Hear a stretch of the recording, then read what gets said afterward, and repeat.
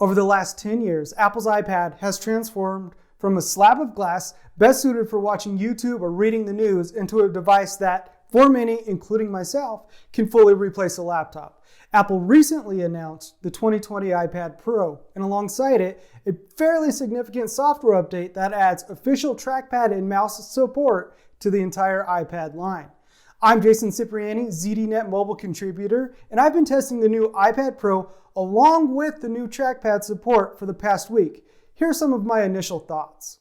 Let's start with design and performance. And really, there's not a whole lot to say about design other than that the new 2020 iPad Pro looks nearly identical to the 2018 iPad Pro. There's an 11-inch and a 12.9-inch model, but the one exception to that design is the new camera array on the back.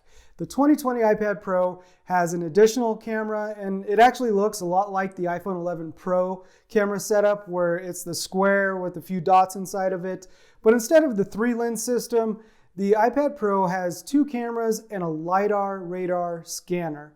Internally, the iPad Pro is now powered by the A12Z Bionic chip. It's an 8-core CPU and, for the first time, an 8-core GPU.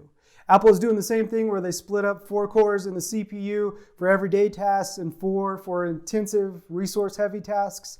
And the new 2 additional cores in the GPU surely boost game and processing power for things like video editing and photo editing. And that's where I've seen the biggest performance jump on the new iPad Pro. Everyday tasks, I haven't really noticed a huge speed increase from my 2018 model, but when I'm editing photos and doing more resource-heavy tasks like gaming, there is a significant speed bump there.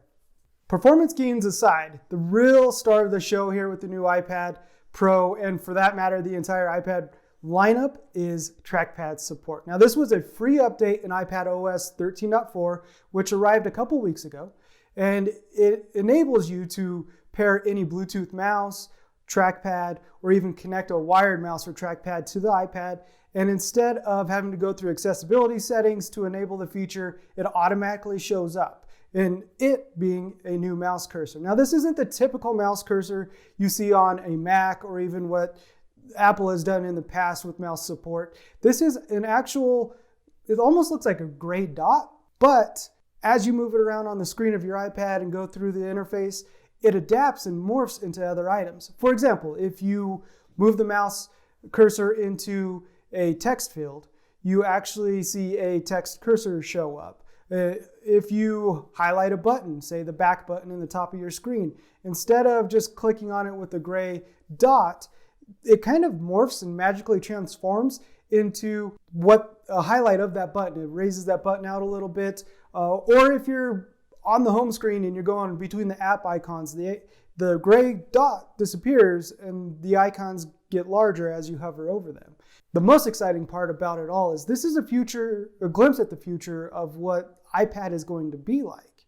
This is, Apple for years has been saying that the iPad can replace a computer. The iPad is your next computer. The iPad is a laptop or laptop replacement. But with the addition of trackpad and mouse support, we're on the cusp of seeing that happen. And it's been 10 years since Apple released the iPad.